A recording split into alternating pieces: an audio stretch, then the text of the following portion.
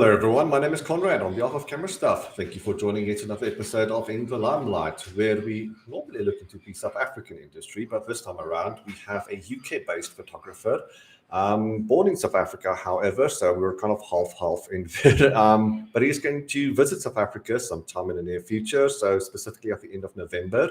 He's going to host a couple of workshops and also speaking at the MPC, that would be the Newborn Photography Conference. And we're going to chat to him, get into his photography, his career, and also chat about the workshops. So just to give you a bit of a taste as to what Heni does, so that being our guest tonight, Mr. Heni Fourie. So as mentioned, newborn photographer, this is his website. You can find the link in the comment section, but yeah, this is what he is capable of. So very, very talented, exceptionally great newborn photographer. And we're going to tap into his expertise and obviously chat about the workshops as well. So let's just get this out and let's bring our guest in, shall we? So without further ado, hello Heni, how are you doing? Hello, I'm very well, thanks. How are you, Conrad? I'm doing very, very well. What did you get up to today? I actually had a newborn session in today, so just the one, but it was a second baby for parents who came back for the second baby. So I had both siblings. The first one I photographed as a newborn, and now the second one. So it was a nice day. Ah, so it's a follow-up session. Those are always nice, eh? Exactly. All right. So before we get started, as usual, if you are joining us, please do drop your name and where you're from in the comment section. Let's have a conversation going, and we'll pop in the box here so we can see everyone's comments. So.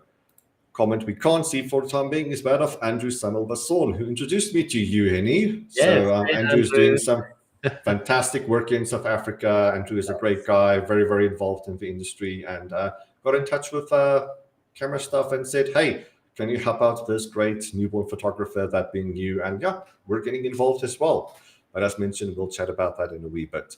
So just as a reminder, if you're watching out there in Facebook and YouTube land, drop your comments in the comment section. It will pop here in the right-hand box here, and we can see what everybody is saying. So what else is Andrew saying? Extremely excited to see him on the Camerastuff side of things. Awesome. Thank you, Andrew. Thank you for joining. Always appreciate your support. All right, Heni. First question I normally always start off with is, how did you get into photography? Did you have any particular challenges starting off, and how did you overcome those challenges? Sure. So I think photography for me is probably now about a 15 to 18-year journey. I did study at Northwest University. I did a communications degree, and I had a semester of photography, and I majored in videography. And I actually did a summer internship at the BBC working on 50/50, which was really lovely. But then I went into, that was a nice experience. But then I went into marketing and ended up having a long career in sales and marketing, ending up working for about 12 years as a director of sales and marketing for a learning and development center. And the last 7 years of that, I also did a side hustle. I had a side hustle in wedding photography. And so for about 7 years, I had two jobs. But to answer your question, I'm mostly self-taught because back at uni, I still studied in film. That's how old I am. There was no digital back then. And then when digital came on board, I bought my first digital camera, bridge camera, and then full frame. And then I went on a couple of seminars and workshops and just brushed up on what I already knew from uni and learned sort of the digital side of things, and then just jumped in on the deep end. So the challenges, I suppose, was just, I think as photographers working alone, it can be quite isolating, and so you don't always have a team to bounce off and get ideas or get support. So it's really important to get to know other photographers and to form a community or be part of a community, and so to get support and just to kind of like bounce ideas or get feedback, constructive feedback, and to know who you surround yourself with, because there can be a lot of criticism for the sake of criticism, but surround yourself with people that's going to build you up and that want to see you succeed. But I think that's probably the biggest challenge for me, is when I first started out, is just getting your head around everything and all the equipment and the lighting and everything else, and working on your own. But it's been an interesting journey, and certainly one that I enjoyed. Hi, Claire. All right. All right. So yeah, you can see the comments. So if you want to jump in, by all means. So hello, Claire. So just to repeat myself yet again, if you're watching, we have a nice crowd going. So drop your name and where you're from in the comment section. Let's get a nice crowd going. Let's get a little conversation going. All right, so a couple of follow-up questions I have. Interesting, the sales and marketing dynamic, something that you started off with. How did you integrate that in photography? Because I think it's a big black hole in the photographic industry. People who may be good at photography, but the business aspect of it may be lagging here and there. Obviously, you're going to touch on it in your workshops, but do you have like one or two important things that you just want to get out there that people are, generally speaking, maybe overlooking? Yeah. So I think, you're absolutely right. That's a big topic for photographers. Photographers are creatives. When I started my wedding side hustle, I was in the fortunate position of managing a couple of websites and SEO and social media and everything else. So I knew what I was doing. So I managed to build up page one Google rankings for myself very quickly. And so I managed to, within the first year, I pretty much had 20 weddings every year on year. As a side hustle, that was very good. Coming into my newborn photography studio, I joined a group with a strong marketing presence already. And I did that because I knew, giving up a full-time career as a marketer, I knew the challenges of building a brand and how long it can take. And I didn't have that luxury. So I'm really grateful I had this opportunity to join this group that helped me with my marketing efforts. But I do have a strong marketing background and I do have a strong sales background. And I think for photographers on the marketing side of things, I see a lot of people just post for the sake of posting, and it's almost a vanity thing. It's maybe not intended that way, but it's just sharing images. Sharing images, no one cares. They're going to look at your images and they're going to see scroll. It's the intent behind why you share it. So I always like to think that, there's so many tools out there now, but everybody is so fixated on social media, rightly so, because everybody spends a lot of their time on social media. But rather than social media controlling you, use it to your benefit. So incorporate local marketing within posting. So whether that's a local event or actually the group I'm part of today, right now, actually have a Facebook Live, and 3 times a year we have a massive Facebook Live where we give away prizes, we engage the community, and it's been driven through social media, but it's an engaging, there's big winners at the end of the night, and it lasts about 2 to 3 hours. So we make it work for us rather than just posting. So it's the intent behind and having a bit of a strategy along with that.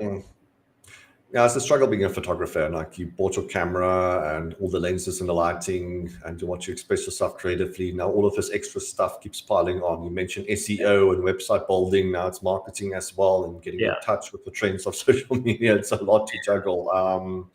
It is what it is. Certainly with the social media aspect, getting to know the trends and the algorithms, how Facebook wants you to post, how Instagram wants you to post as well. So often when people post, it kind of gets lost in a black hole, and it doesn't pop up necessarily on people's pages. So understanding what Facebook wants from you in terms of content and captions and et cetera, that's very, very important to learn all of these things, because as you said, you're posting for the sake of posting is Facebook is going to work against you, as an example. It can get very complicated because there's obviously a lot involved and the algorithms change. I think the biggest thing, and I think everybody knows this and everybody agrees on it, but the biggest thing is consistency. So just to have a presence. And I think rather than thinking of the algorithm, or rather than thinking of what does Facebook want from me, just be yourself and just be present regularly, right? So have your client or your audience in mind, know who you speak to. I think this is something that's hugely misunderstood, is having a client avatar. I think online there's loads of people talking about having a client avatar, knowing who your client is. And it can be mind-boggling, because you think like, oh, do I need to now design one person that I'm going to talk to? It's quite helpful to have one person in mind.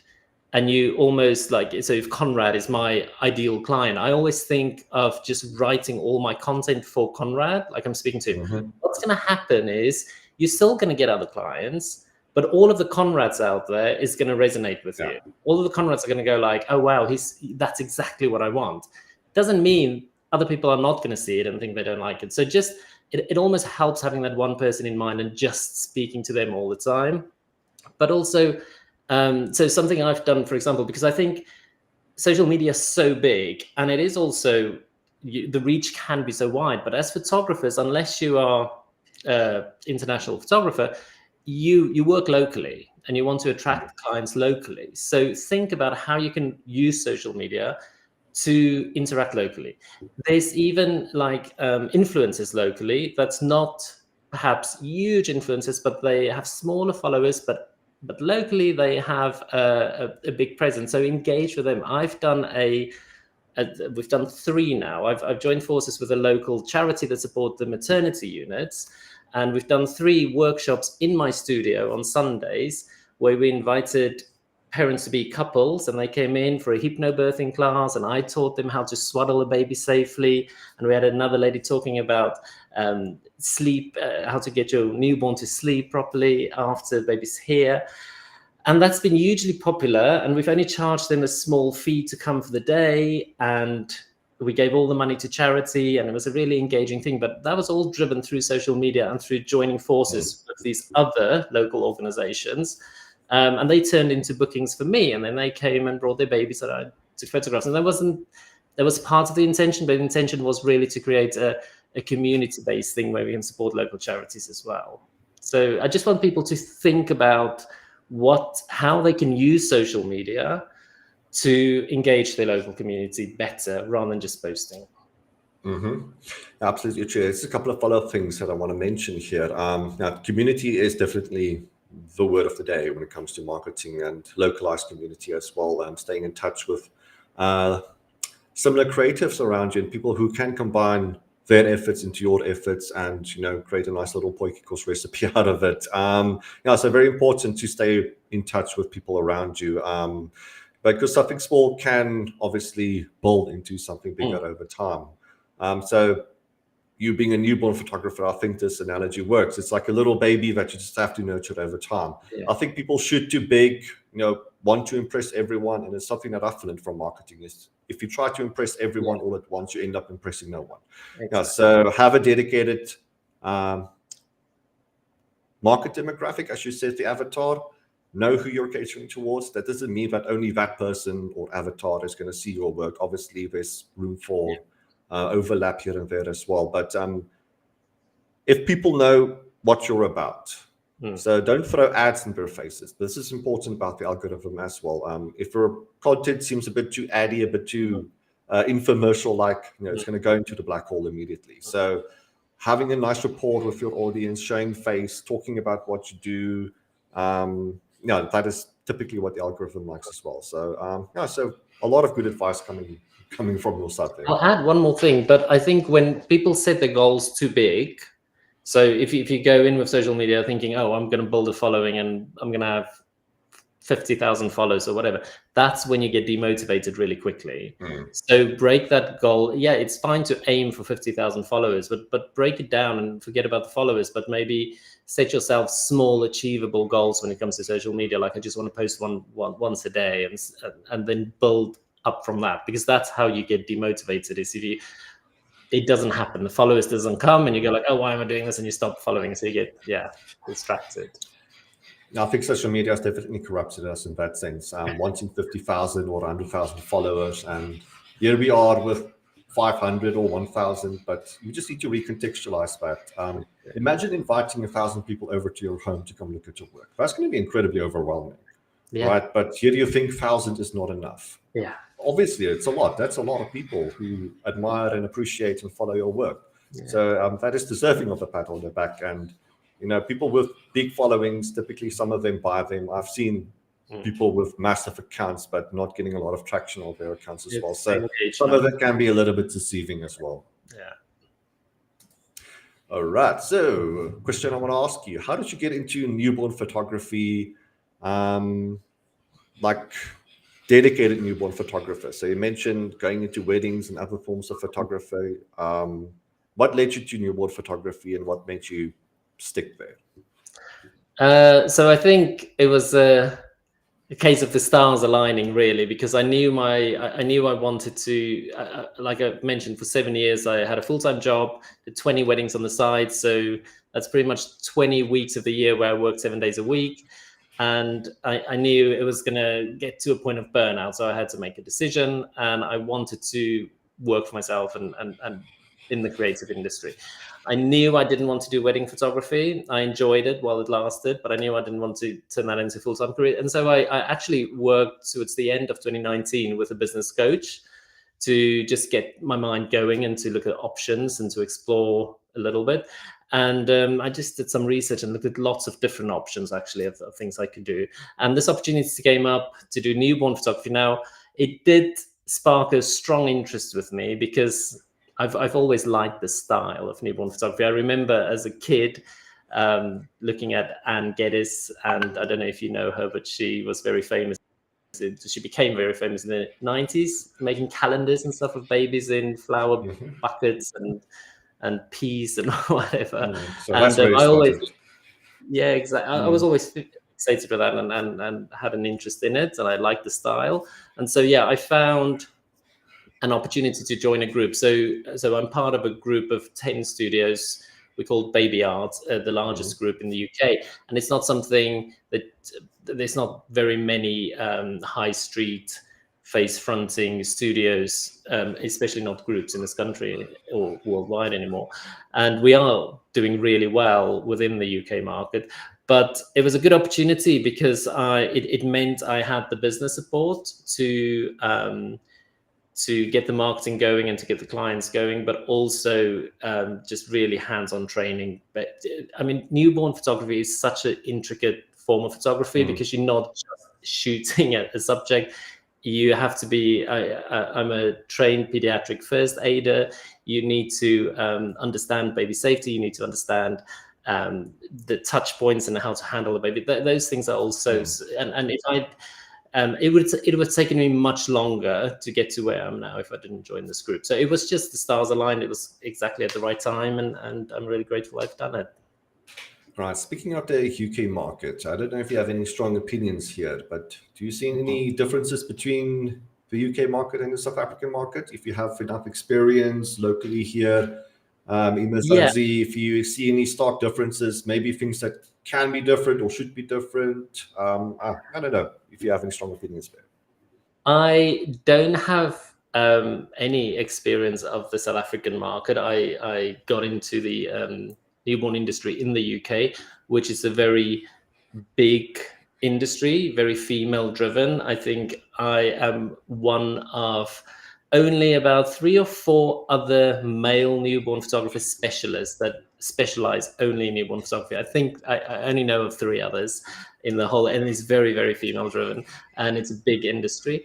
But I've only really I now met online and spoke to a couple of newborn photographers, Claire and Yvonne, and did a lot of research and looked at Instagram pages and stuff. And there's some real talent there. I mean, real talent. So as far as the work and the quality of the work I've seen online, it's comparable. It's wonderful. And I think if you have the passion for, and this is what I've seen from certainly Claire and a couple of the other photographers I spoke to, their work's amazing, and it's the passion. Because what always amazes me of these photographers and the journey into newborn photography, it's self-taught, it's having the passion, it's wanting to learn. And this is the one thing with photographers and newborn photographers specifically, unless you have that drive to want to learn and improve all the time, you probably wouldn't enjoy it in the first place, because you have to sort of really work at your craft, really look at the inspiration out, then want to get better. And some of the work I've seen online in South Africa is way ahead of some of the stuff we've done, because they obviously look at Instagram images from all over the world. Australia's got a very strong, I think Australia and America is definitely the leaders in newborn photography. It's a growing market in the UK, but I think South Africa is doing really well from what I've seen so far. Generally speaking, I think we're catching up, and also adding the unique flavor of South Africa into the works as well. So not necessarily copying or doing what others are doing. It's a steady progress, definitely, and seeing it bits and pieces here and there. And yeah, it's good news from a South African photographic industry standpoint. So I think we can talk about your workshops. So do you want to talk about the workshop, or do you want to talk about the PC but can I add something just very quickly, just on that note from something you've just said about adding the South African flavor? I think one danger with photography and newborn photography specifically, it can be a very copy and paste industry, because people are looking online, obviously, for inspiration, and we do want to perfect those poses, and so you kind of like looking how other people do it. But with trends coming in, trends come and go. It's all about sort of being playful, and like you've said, you sort of having the South African flavor in it. So sort of just play with props and colors and lights and ideas, and try your own thing, because that is the way trends are being formed, right? We see stuff online, we like it, we post it, and it becomes a trend. So just want to encourage newborn photographers, and especially South Africans, to just really play and be playful and just try new things. But on to my workshops. Go on. All right, yeah. So the workshops. So you reached out to Camerastuff and asked us to help out a little bit. So you're going to be in 4-way something specifically. So let me just pop that up. So everything is on the website. So you can check out the comment section. It is henifourie.com. The link is provided. So just scroll up somewhere if you're on Facebook or YouTube watching right now. So all of the details are right there, and also booking details as well. So specifically, let's have a look at some details here. So 27th and the 28th of November. So that's going to be directly after the NPC, the Newborn Photography Conference. So that's a Monday and a Tuesday, if I'm not mistaken. And a couple of days. So the days are going to be split. So day 1 is going to be more about workflow and poses and sitting the baby. So more behind the scenes stuff. And I think on day 2 is going to be a bit more business orientated. Yes. All right. So I just touched on a couple of things, but if you have anything to elaborate, please go ahead. Yeah. So we've chosen the Monday and the Tuesday directly after the newborn convention in Johannesburg, in case some photographers in and want to tag on one of the days. I'm going to host it at Claire Fraser's studio, which is near 4 Ways, and yeah, so the first day, the intention really is to get a newborn model in and to just go through my entire workflow. And I will cover specific sort of props and also the posing bed, and show you how you can shoot a gallery of 30 shots guaranteed that will sell. And that is my exact workflow that I go through every single time, that I've gone through today. Now, obviously, I change it up. I try new things. I try to be creative. But the one thing is, you need to have a go-to workflow. If you have a tricky baby, your workflow is going to change. If you've got an easy baby, you can be a little bit more experimental. But if you have your go-to workflow that you're just going to go up, up, up, up, up, and bang it out, it's guaranteed. And you're going to have those shots that you need. The thing is, we work in retail and we work to please the client, but we also work to sell images. And it's important to understand that, yes, we're doing it for passion, but we also run a business and we also need to make money. So you want to shoot to sell. It's as easy as that. And you're not manipulating your client through that. You're just giving them exceptional images that they want to buy. And if you have a lot of the same images, they're not going to sell. So my whole workflow is designed around variety, obviously using different poses, different props, but to give you a good variety that sells. And that's what I want to show them. So we'll go through my workflow, but we'll also go through baby safety, posing, and just basically how to run a session completely, how to manage the clients, and yeah, everything around that. Then in day 2, for those that want to get a bit more granular with the business side of things, I will really go into sort of how, sort of like the first point there is a profitable business pricing calculator.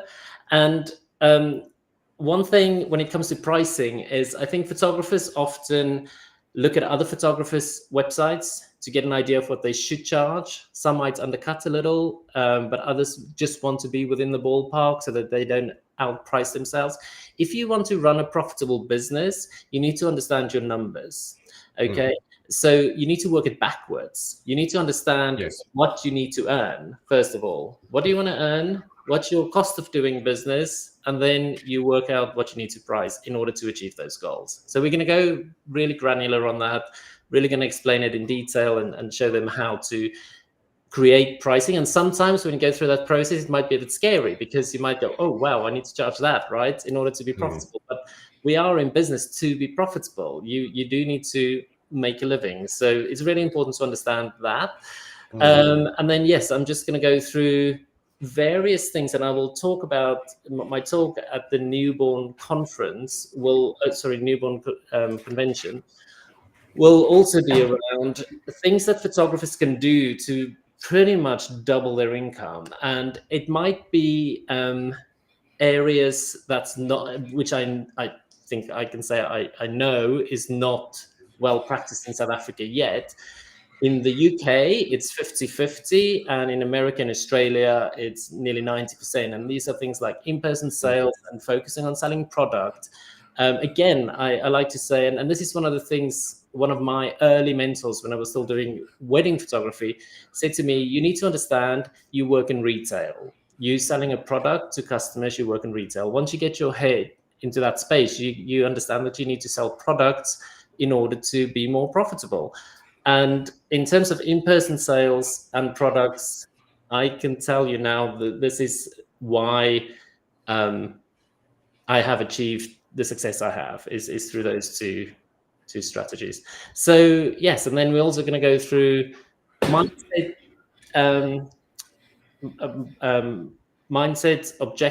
objections, and how to close a sale, and to obviously get the client through. The customer journey is really important. How to sort of engage the customer from the beginning to the end, and how that journey, when you take a customer through the correct process, it sells itself really, because you just end the viewing with taking their order. All right. So just to quickly run through it again. So day one. So it's going to be workflow, newborn safety, setting the baby, swaddling techniques, newborn poses and transitioning, studio lighting, equipment, setup and settings, working with parents, and pre-sale techniques during your session. So this is going to be the Monday, the 27th, from 10 a.m. to 4 p.m. So a big chunk out of the day, a lot of knowledge and expertise to soak up from your side. Day two, as you mentioned, it's going to be more about the business side of things. Now, this pricing calculator does fascinate me.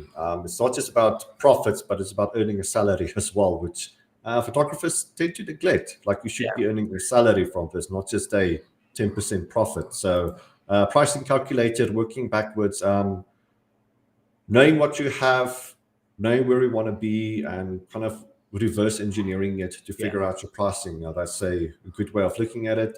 Obviously, we can go on here. The secrets to pricing for top package sales, in-person sales versus selling galleries. That's good. The sales journey, setting up the sale, overcoming fears, mindset tools. Fascinated by that. NLP magic and handling objections. That's going to be the Tuesday, also from 10 a.m. to 4 p.m. All right. So do you want to talk about pricing quickly? So it's 2,220 per day, but people get a discount if they take both days. Yeah. So that's pretty much it in a nutshell. 2,220 per day or 3,990 for 2 days, saving 450 rand, not pounds. And yes, we'll also include refreshments, snacks, and a light lunch with a PDF workbook. But this part at the bottom I want to emphasize, because after the training, it will also include 1 hour personalized coaching call via Zoom with me at any time when you need it. So when I'm back in the UK, I'm happy to jump on and say an hour. My coaching calls normally last 2 hours, but so I just want to, every single person that do attend a workshop, I would like to have a follow-up with them and just answer any further questions you might have, or see how I can support them going forward. I'll probably give them a bit of homework to do before the call. Sorry, say again? Oh, yes. Yeah, so this is a bit of homework. Yeah, just do release your students into the wild and see what they can do, and obviously stay in touch with this personalized Yeah, coaching. exactly. And it's just That's a a bit of very, very a good follow-up. idea. Yeah, because we all go on training, and I go at least 2 training workshops a year. That's my own personal goal for myself, to keep myself with a finger on the pulse and fresh. But we all go on to training, and then we get busy and we forget to implement things, or you might get stuck and you might go like, oh, he did like that, and then I'll be there to ask a few questions again. Perfect. Okay, I'm dropping the link yet again in the comment section, so if people want to have a look at this as well. The booking button is right here. So if you want to join this workshop, go on to this link and you can book your spot via the website. All right, so a lot there mentioned, a lot to be excited about. And I think Claire asked a little bit earlier if there is still room for a workshop. I think we would like to confirm that there, yes, is indeed room for the workshop still. This is why we're doing it. We like to advertise. Yes. Yes. So also worth mentioning that we'll have a maximum of 8 people for the workshop. And also I will only take bookings until the end of October. So if you're interested, get on it quickly because I'll be closing it at the end of October. Right. Well, are there any like practical sessions as well? So you obviously having the baby model. Do people get to shoot around with you as well? Yeah. So to get camera in hand as well? Yeah, exactly. That's why we're limiting it to 8 people. So I'll be doing baby posing on the bed, but also a few props. And I will set up the shot and show them how the lighting works, how the posing works, my entire workflow, like I've said. But then I'll give them obviously the opportunity to shoot the baby in the positions as well, which will help for their own portfolios, and they can use the images as well. So we'll get a disclaimer from the client to say that we can use the images.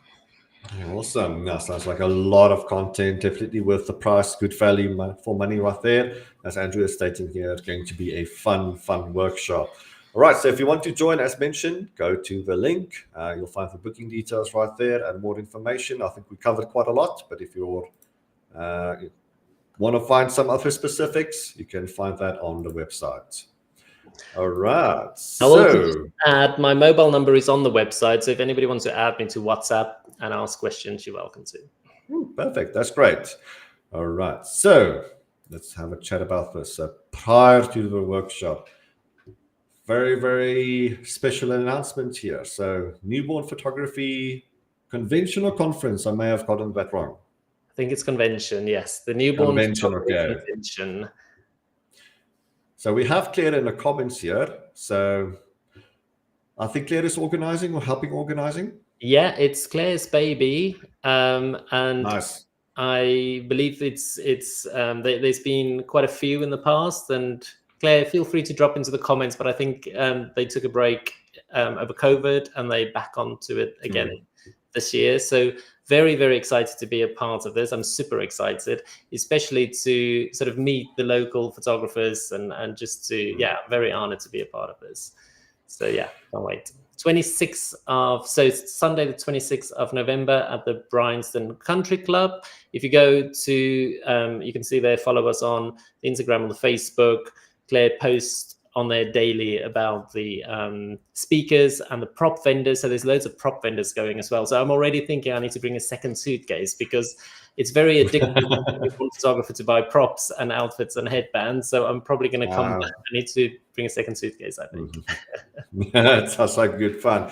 All right. So just as a quick add-on here, I dropped the Quicket link earlier on, but I see that was for last year. Okay, so my bad. Just go on to the Facebook page here. The booking details will be there as well. I don't know if Claire can help me out with the link. Let me try and find it quickly. So just to quickly repeat, I dropped last year's booking details, so just ignore that. Let me see if I can find a link here in the meantime. But do you want to take a moment and just talk about what you're going to basically talk about on the day?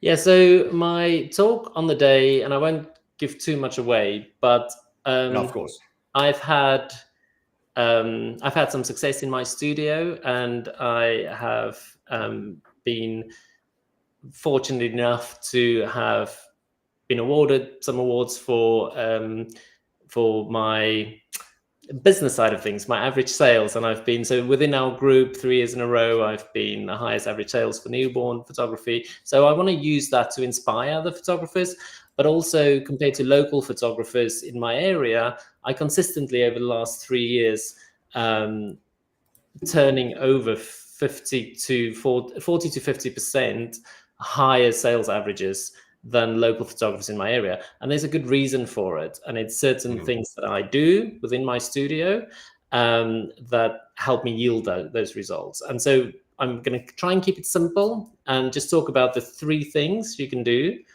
to basically double your income. So if my studio, and I coach a few local photographers as well in terms of trying to help them to increase their own profits or their own averages within their sessions. But there's 3 specific things that you can do. And this has been proven across continents, Australia, America, the UK specifically. It's been tried and tested, and there's definitely results that show that when you implement these things into your business, you have a more profitable business. And there are objections but objections are normally excuses, because it means we want to stay within our comfort zone because we find it difficult. And if you find things difficult, there's normally a reason for it. So you want to go a little bit deeper and try and find out, what is the resistance really about? It's not about the thing, because what I like to say, and certainly when I joined this industry and when I was a newborn photographer, I had a lot to learn, but and it was a daunting task. All of a sudden, just opening my first studio and having to go for it. But the one thing I kept, it almost became a mantra. The one thing I kept saying to myself is, if they can do it, so can I. And that's the thing, that it's a mindset shift, that if it's possible for other photographers, then it's possible for me. And if it's possible for me, it's possible for other photographers. So some of those objections that come up are certainly just excuses. So we're going to look at those. We're going to look at the top 3 things you can do that you can implement straight away and start seeing better results within your business. So hopefully that's enough. I'm not going to tell you what the 3 things are. You need to come to NPC Joburg 2023 to come here. All right, perfect. Okay, I find the correct link. All right, so rest assured, Claire, I found the right link, so it's there in the comment section. All right, so if you want to book your spot for the Newborn Photography Convention, obviously it's not just Heni talking, but we'll have a few speakers, a few vendors. So as Heni stated, bring a few suitcases. Probably going to end up buying a lot of things there. And yeah, it's also an opportunity to network with your fellow creatives as well, and see what the trends are, what people are talking about, etc. Have a cup of coffee with your local creatives, bounce some ideas off one another, and have a bit of fun. So that's going to be a Sunday, if I'm not mistaken, the 26th of November at the Bryanston Country Club. Right. I will just add one more thing, if I may. Yes, go ahead. But at the beginning of our chat, I did talk about when I started in one of my challenges when I started in wedding photography was feeling really isolated. And this is the perfect opportunity for photographers to get to know other photographers. I think gone are the days where photographers need to be really protective and secretive about what they do. We live in a world where it's all about collaboration and community. So come, if you work in newborn photography, if you're interested in newborn photography, come to the NPC only if it's just to meet other photographers and to make some friends within the industry. Really, I've got great friends in the industry here that we're competitors, but we share and we talk and we inspire each other.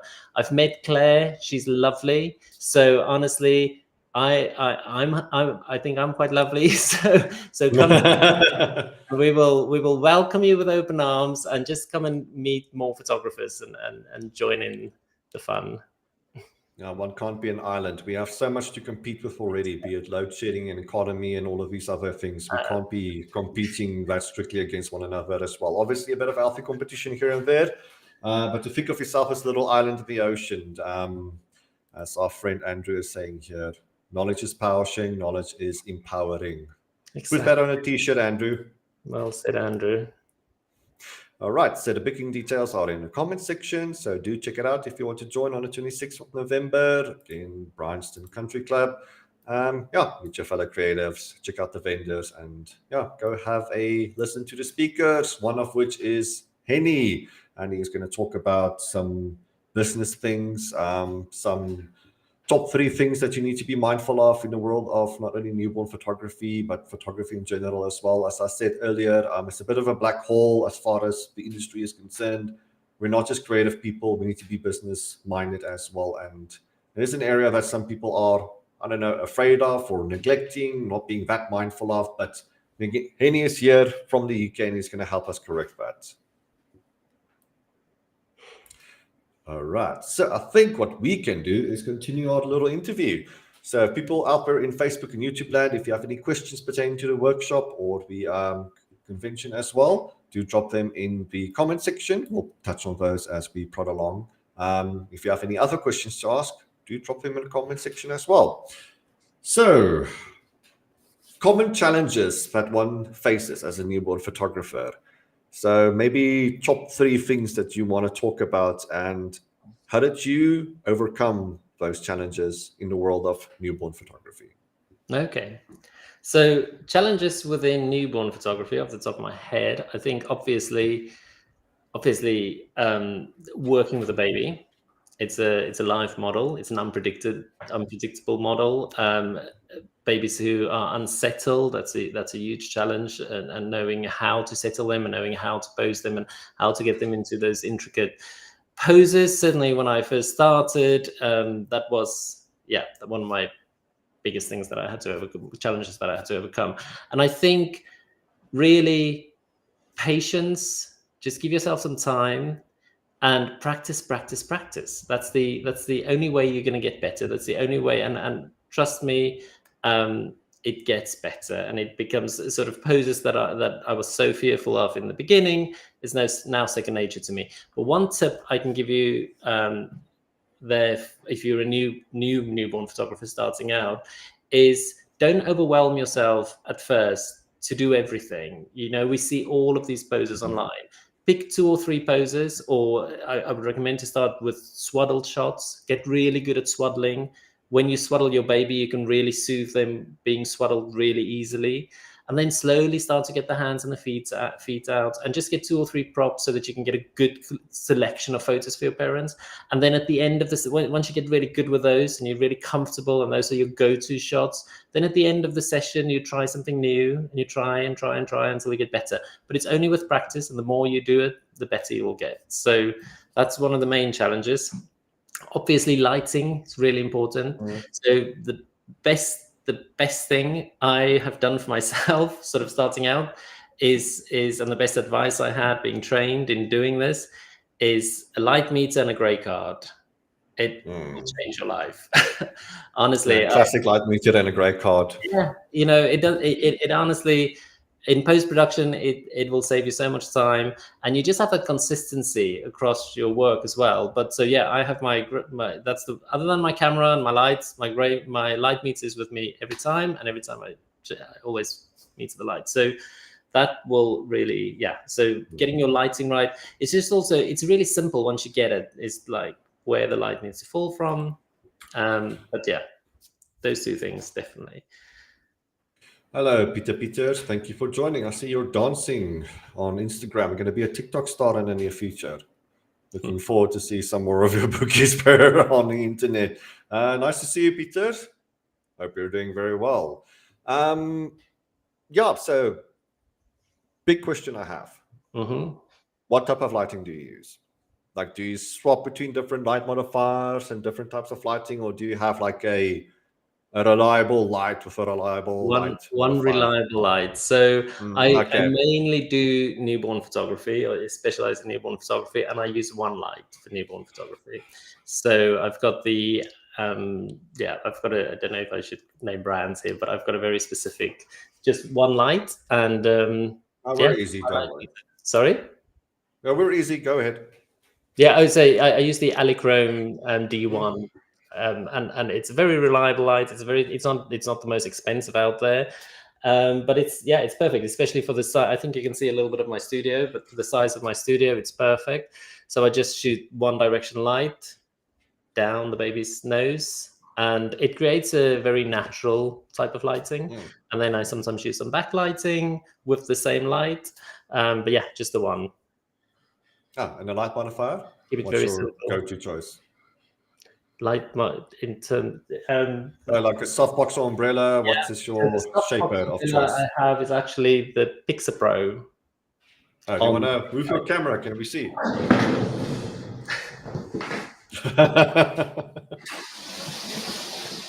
That's a big one.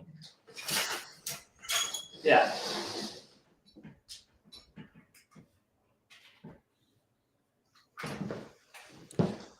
Yeah, so obviously here in terms of lighting, the softer the light is going to be. That's one of the golden rules of lighting. So the bigger the light source is relative to a subject, the softer the light is going to be. Yeah, so that is the reason for the big boy there behind you, that big softbox. So just to provide a very, very soft, natural light, which obviously... You just want the light to sort of come from here. So if my baby's here, I just sort of cut it from there. Very soft. Direct lights, you kind of feather it to the side.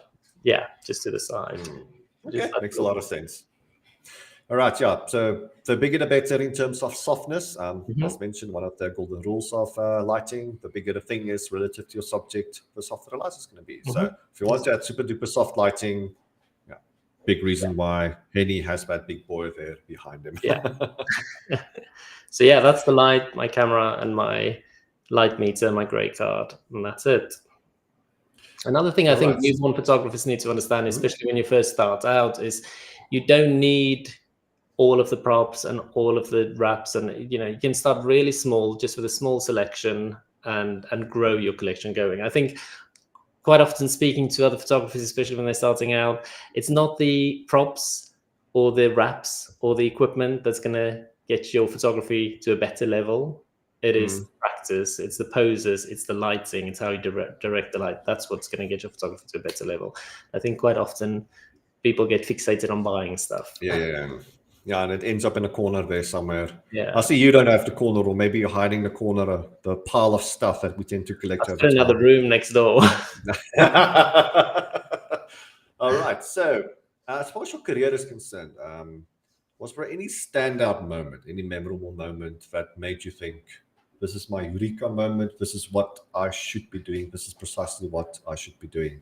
So any real big moment in your career where you thought, yeah, I am where I need to be, and if you want to share what that moment was?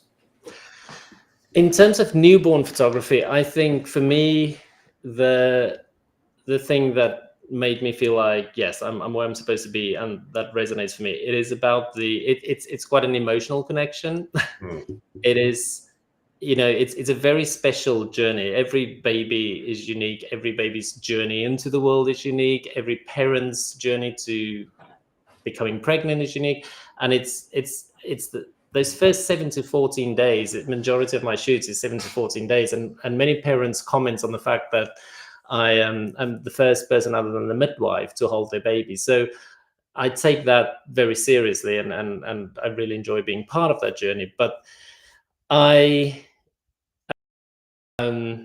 had lots of really lovely moments, but the really emotional moments as well. So, for example, I had one baby, Jack, and he was a premature baby.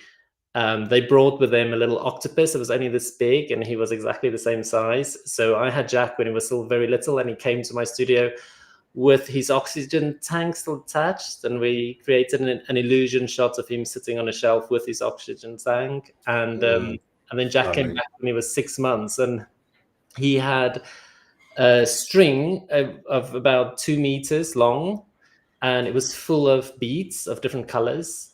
And every bead was a milestone, which was either it was either an operation or an injection or a hospital visit, or and it just gives me chills, because sort of the privilege of being part of it. And he was one of quite a number of babies who nearly didn't make it. And it's those stories that I'm so grateful to be a part of. And they are unique, but every person with a 100% healthy baby equally important, obviously, for me. But it's it's those moments where I'm just like, yeah, I'm where I'm supposed to be. Yeah, we are important, we photographers, and we should never dismiss our importance here in the world, capturing these moments. It's a lot to feel emotional about, and I truly have felt your story there. Very inspiring words, and as photographers, this is exactly where we belong. Capturing these moments.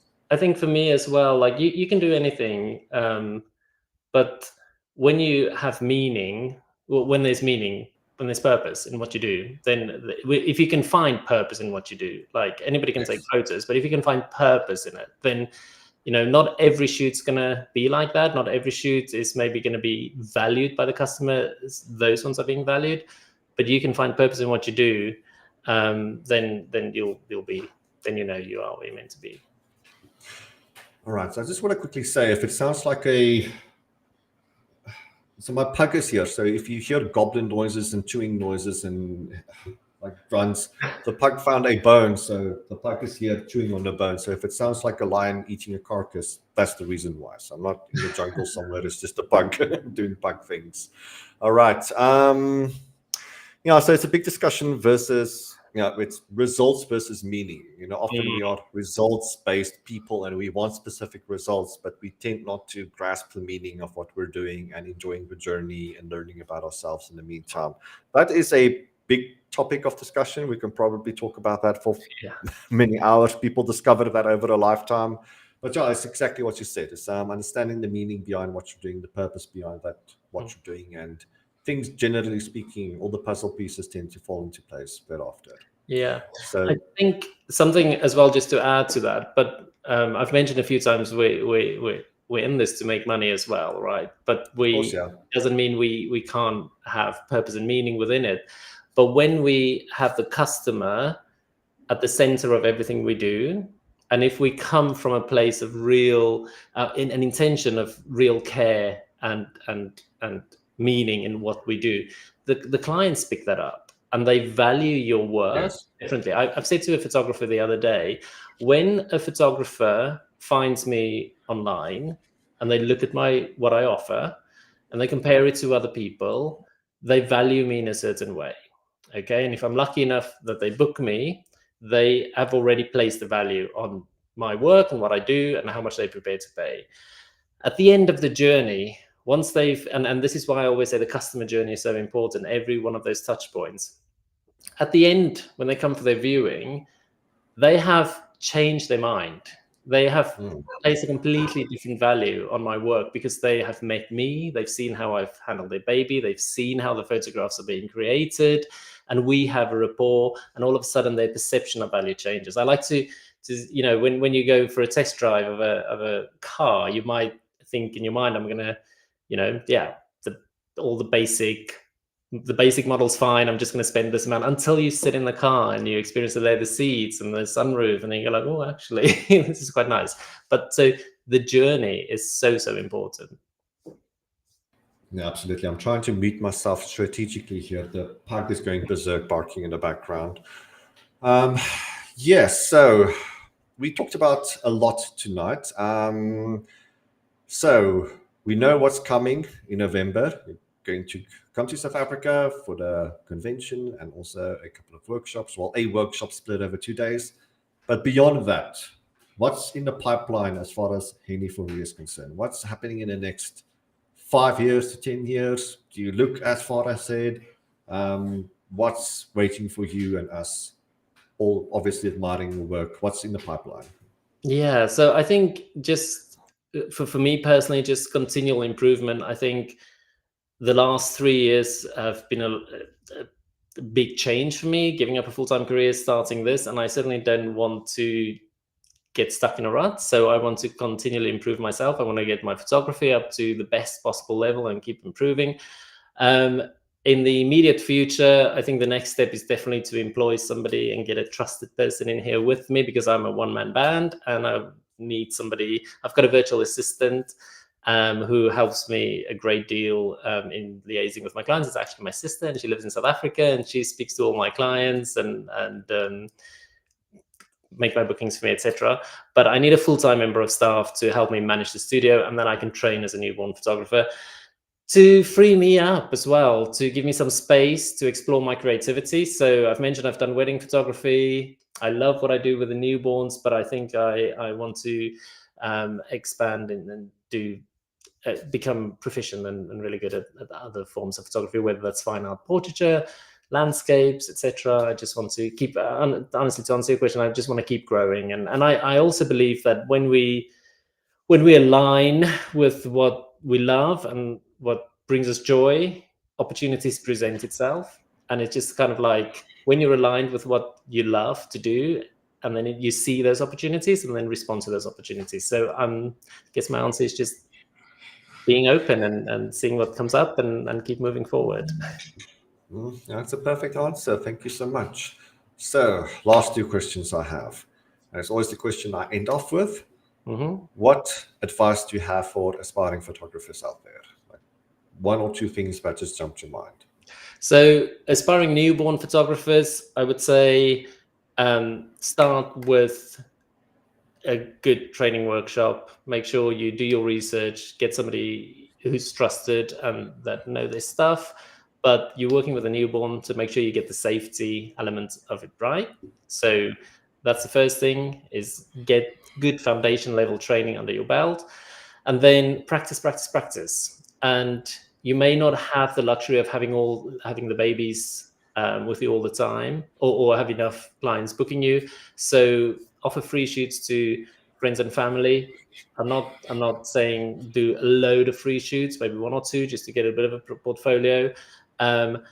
Reach out to other photographers. I sometimes use assistants here. People might, so that you can get experience that way, and just immerse yourself in the world of newborn photography.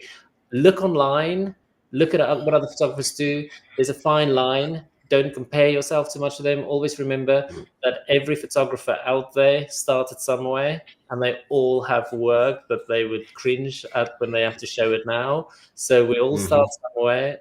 Nobody got that good overnight. So give yourself some grace. Look at those photographers for inspiration and not to compare or berate yourself. Okay. And then just immerse yourself. Just look at the work, get inspired, get excited, and just immerse yourself. Thank you so much, Heni. We spoke a lot about a lot of things tonight. Gained some wonderful insight into your work and not only your creative mind, but your business mind as well. Very excited about the upcoming workshop, and obviously you being a speaker at the Newborn Photography Convention as well. Hopefully people watching tonight will see you there, either the convention or the workshop itself. Yeah. But if not, your socials are in the in the comment section as well. So if people want to stay in touch, look at your work.